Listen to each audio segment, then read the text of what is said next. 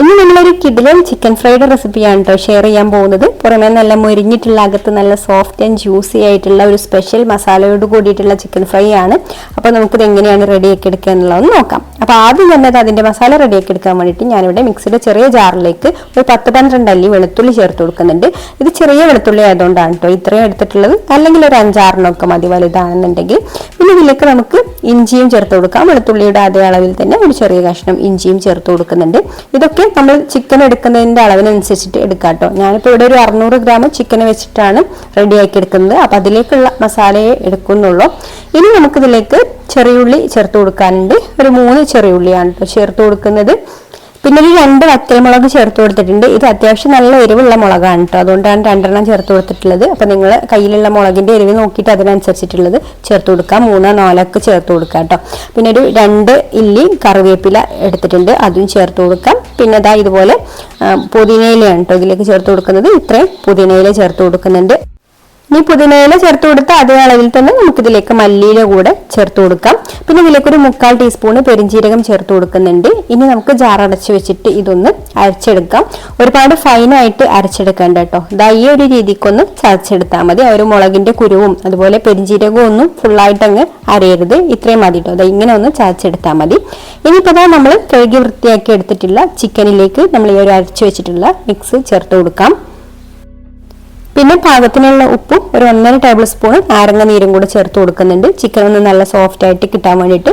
എന്നിട്ട് ഇതുപോലെ നന്നായിട്ടൊന്ന് കുഴച്ചെടുത്തതിന് ശേഷം നമുക്കിതൊന്ന് റെസ്റ്റ് ചെയ്യാൻ വേണ്ടിയിട്ട് മാറ്റി വെക്കണം. ഒരു 15 മിനിറ്റിൽ കുറയാതെ വെക്കുക കേട്ടോ. സമയം ഉണ്ടെങ്കിൽ ഒരു 1/2 മണിക്കൂർ വരെ വെക്കാം. അപ്പം ഞാനിതൊരു 15 മിനിറ്റ് ഒന്ന് അടച്ചു വെക്കുകയാണ്. 15 മിനിറ്റിന് ശേഷം നമുക്കിനി ഇതിലേക്ക് ഒരു 1/2 ടീസ്പൂൺ മഞ്ഞൾപ്പൊടി ചേർത്ത് കൊടുക്കാം. പിന്നെ ഇതിലേക്ക് ഒരു 2 ടീസ്പൂൺ കാശ്മീരി മുളക് പൊടി ചേർത്ത് കൊടുക്കുന്നുണ്ട്.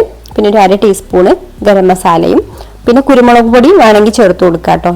ഞാനിപ്പോൾ ഇവിടെ ചേർക്കുന്നില്ല, കാരണം നമ്മൾ ഒരു ഉണക്കമുളക് അത്യാവശ്യം നല്ല എരിവുണ്ട് കേട്ടോ, ഇതിലേക്ക് ആവശ്യമായിട്ടുള്ള എരിവുണ്ട്. അപ്പം ഈ കുരുമുളക് പൊടി കൂടെ ചേർത്ത് കൊടുക്കുന്ന സമയത്ത് എരിവ് കൂടാൻ ചാൻസ് ഉണ്ട്, അപ്പോൾ അതുകൊണ്ട് ചേർത്ത് കൊടുക്കുന്നില്ല. പിന്നെ നമുക്ക് ഇതിലേക്ക് കോൺഫ്ലവർ ആണ് വേണ്ടത്. അപ്പോൾ അതാ ഞാൻ 2 വലിയ സ്പൂണ് കോൺഫ്ലവറും ഇതിലേക്ക് ചേർത്ത് കൊടുത്തിട്ടുണ്ട്. ഇനി നമുക്കിതിലേക്ക് ഒരു കോഴിമുട്ട കൂടെ ഒഴിച്ചു കൊടുത്തിട്ട് ഇത് നന്നായിട്ടൊന്ന് കുഴച്ചെടുക്കാം. എന്നിട്ട് നമുക്കിതൊരു 1/2 മണിക്കൂർ ഒന്ന് റെസ്റ്റ് ചെയ്യാൻ വെക്കാം. ഇനി കൂടുതൽ സമയം വെക്കണമെന്നുണ്ടെങ്കിൽ കൂടുതൽ സമയം വെക്കുന്നത് നല്ലതാണ് കേട്ടോ. അപ്പോൾ ഫ്രിഡ്ജിൽ വെച്ചാൽ മതി. തലേ ദിവസം വേണമെന്നുണ്ടെങ്കിൽ നമുക്കിത് ഇതുപോലെ മസാല തേച്ചിട്ട് ഫ്രിഡ്ജിലൊക്കെ വെക്കാം കേട്ടോ. അപ്പോൾ ഞാനിവിടെ 1/2 മണിക്കൂറേ വെച്ചിട്ടുള്ളൂ, എന്നാലും നന്നായിട്ട് തന്നെ വരും. എന്നിട്ട് ഇതാ നമ്മൾ സൺഫ്ലവർ ഓയിലാണ് കേട്ടോ ഇത് പൊരിച്ചെടുക്കാൻ വേണ്ടിയിട്ട് ഇതാ ഓയിൽ നല്ല ചൂടായി വന്നിട്ടുണ്ട്. അതിലേക്ക് നമ്മൾ ചിക്കൻ്റെ ഓരോ പീസായിട്ട് ഇതുപോലെ ഇട്ട് കൊടുക്കാം. അപ്പോൾ ഈ ഒരു സമയത്ത് ഹൈ ഫ്ലെയിമിൽ തന്നെ വെക്കുക കേട്ടോ, കാരണം ആ ഒരു ചിക്കനിൽ നിന്ന് മസാല വേർപെട്ട് പോകാൻ പാടില്ല. നല്ല ചൂടുള്ള ഓയിലിലേക്ക് ഇട്ട് കൊടുക്കുന്ന സമയത്തേ ഉള്ളൂ വരാൻ മസാല അതിലങ്ങ് പറ്റി പിടിക്കുള്ളൂ കേട്ടോ, അല്ലെങ്കിൽ അങ്ങ് ഇളകി പോരും എണ്ണ ചൂടില്ലെങ്കിൽ. അപ്പോൾ ഇതുപോലെ ഒന്ന് ഇട്ട് കൊടുത്തതിന് ശേഷം പിന്നെ നമുക്ക് ഒരു ലോ മീഡിയം ഫ്ലെയിമിലൊക്കെ വെച്ചിട്ട് ഫ്രൈ ചെയ്തെടുത്താൽ മതി. ഇട്ട് കൊടുത്ത് ഉടനെ തന്നെ ഇളക്കാനും പാടില്ല കേട്ടോ, അങ്ങനെ ആയാലും ആ ഒരു മസാലക്ക് അതിൽ നിന്ന് ഇളകി വരും. അപ്പോൾ ഒന്ന് മൂത്ത് കഴിഞ്ഞതിന് ശേഷം മാത്രമേ ഇത് മറിച്ചിടാനൊക്കെ പാടുള്ളൂ.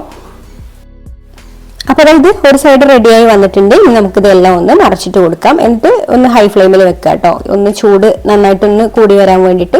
എന്നിട്ട് വീണ്ടും നമുക്ക് ഒരു മീഡിയം ഫ്ലെയിമിൽ വെച്ചിട്ട് തന്നെ ഇത് ഫ്രൈ ചെയ്തെടുക്കാം.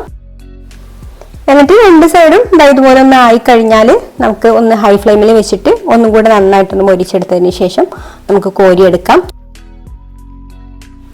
അപ്പോൾ ഇത്രയാണ് നമ്മുടെ സ്പെഷ്യൽ മസാലയോട് കൂടിയിട്ടുള്ള അടിപൊളി ചിക്കൻ ഫ്രൈ ഇതാ റെഡി ആയിട്ടുണ്ട്. അപ്പോൾ വീഡിയോ ഇഷ്ടമായിട്ടുണ്ടെങ്കിൽ ലൈക്ക് ചെയ്യാനും ഷെയർ ചെയ്യാനും അതുപോലെ നമ്മുടെ ചാനൽ സബ്സ്ക്രൈബ് ചെയ്യാതെ കാണുന്ന കൂട്ടുകാർ സബ്സ്ക്രൈബ് ചെയ്യാനും മറക്കരുത്. അപ്പോൾ വീട്ടിൽ നല്ല റെസിപ്പിയുമായിട്ട് അടുത്ത വീഡിയോയിൽ കാണാം. Thank you for watching.